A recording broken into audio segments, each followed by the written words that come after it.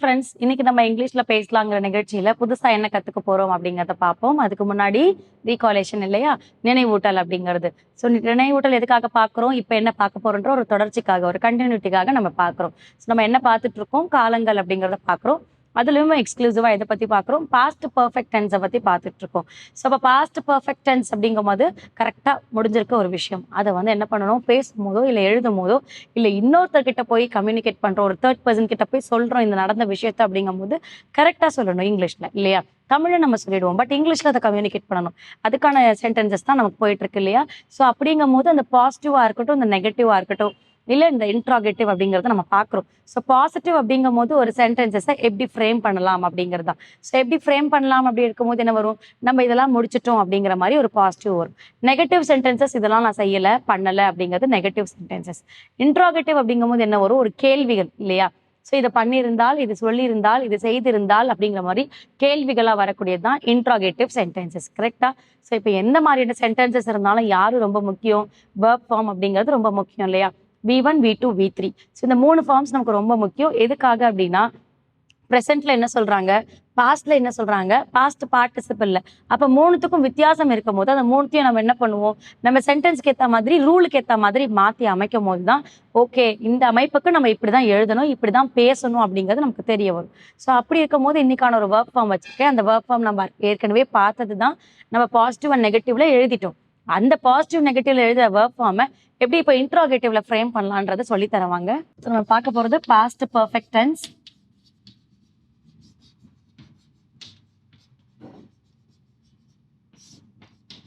So இதுல எக்ஸ்க்ளூசிவா நம்ம எதை பத்தி பார்க்குறோம்? Interrogative.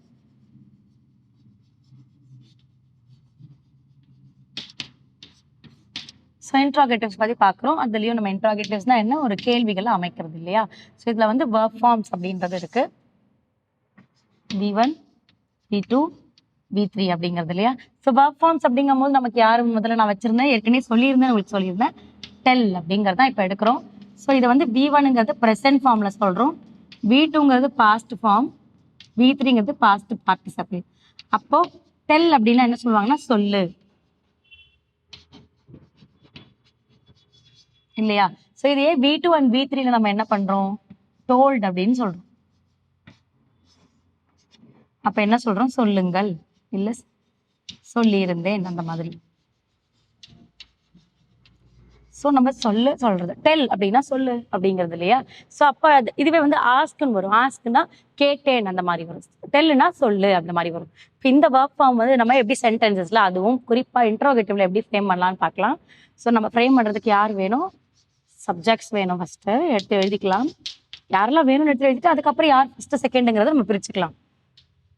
So I, we, you, he, she and they. So இவங்கெல்லாம் சப்ஜெக்ட் ரோல்ல வேணும் இல்லையா? அண்ட் தென் நமக்கு பாஸ்ட் பெர்ஃபெக்ட் அப்படிங்கிறதால பாஸ்ட் என்ன கொடுக்கும்? ஆக்ஸிலரி வெர்ப் கொடுக்கும். அதுவும் ஆக்ஸிலரியில என்ன குறிப்பா தரும்? ஹேட் மட்டும் தான் தரும். பிகாஸ் நம்ம கிட்ட மெனி ஆக்ஸிலரி வெர்ப்ஸ் இருக்கு, பட் பாஸ்ட் பெர்ஃபெக்ட்னும் போது ஹேட் மட்டும் தான். நெக்ஸ்ட் வந்து V3.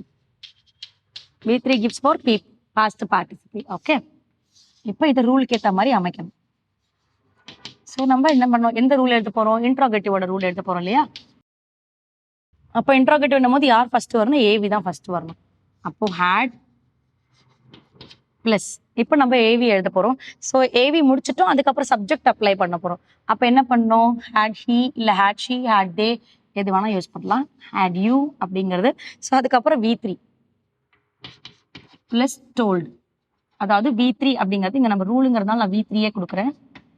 V3 என்ன ஃபார்ம்ல வரும்? PP ஃபார்ம்ல வரும் இல்லையா?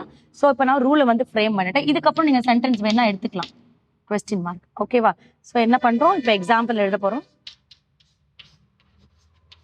எப்படி எக்ஸாம்பிள் எழுதலாம்? had you, had you என்ன வருது? V3 வந்து told இல்லையா? had you told, அதாவது நீ சொல்லி இருந்தால் அப்படிங்கிற மாதிரி. had you told, நீ சொல்லி இருந்தால் அப்படிங்கிறது என்ன விஷயத்த அப்படிங்கிறத மாதிரி தான். அப்ப நீங்க had you told the story, இந்த கதையை நீ சொல்லி இருந்தால் அப்படிங்கிற மாதிரி, இல்ல had you told the situation அப்படிங்கிற மாதிரி. ஸோ இந்த சூழ்நிலையை நீ சொல்லி இருந்தால் அப்படிங்கிற மாதிரி. இப்ப நான் இதை கம்ப்ளீட் பண்றேன்.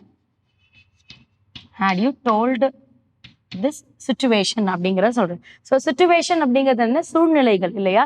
ஸோ அப்ப என்ன சொல்றது, had you told the situation, இந்த சூழ்நிலைகளை நீ சொல்லி இருந்தால் அப்படிங்கிற மாதிரி தான். ஸோ அப்ப அப்படின்னால என்ன அர்த்தம், எதிர்க்க இருக்கவங்க நம்மளை யாரோ ஏதோ கேட்கறாங்கன்னு அர்த்தம்.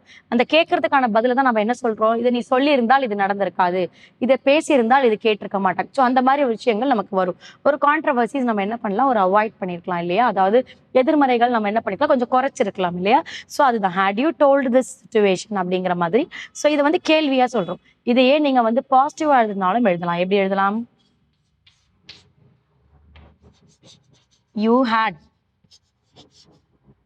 you had told this situation.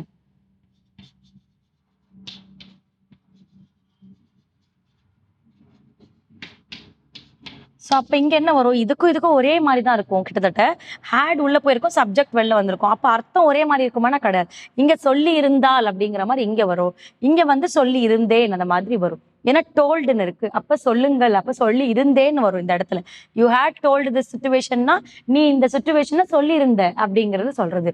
இதேவே நெகட்டிவ்ல எழுதுறோம் அப்படிங்கும் போது யூ ஹேடன்ட் அப்படிங்கிறது வரும்.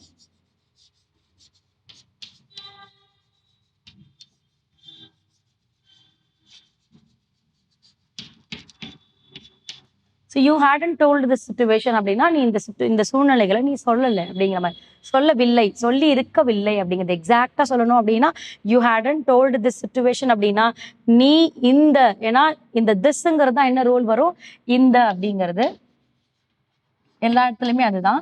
அப்போ நீ இந்த சூழ்நிலைகளை, அப்ப சூழ்நிலைகள் என்ன பண்ணல, சொல்லி இருக்கவில்லை, ஹேடன்ட் சொல்லி இருக்கவில்லை அப்படிங்கிறது. நீ இந்த சூழ்நிலைகளை சொல்லி இருக்கவில்லை, நீ இந்த சூழ்நிலைகளை சொல்லி இருந்தேன், சொல்லி இருந்தால் அப்படிங்கிற மாதிரி 3 வித்தியாசமான சென்டென்சஸ் நம்மக்கிட்ட இருக்கு.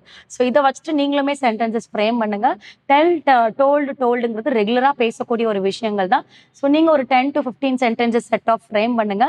அடுத்த கிளாஸ்ல அடுத்த ஒர்க் ஃபார்மோட உங்களை மீட் பண்றேன். தேங்க்யூ.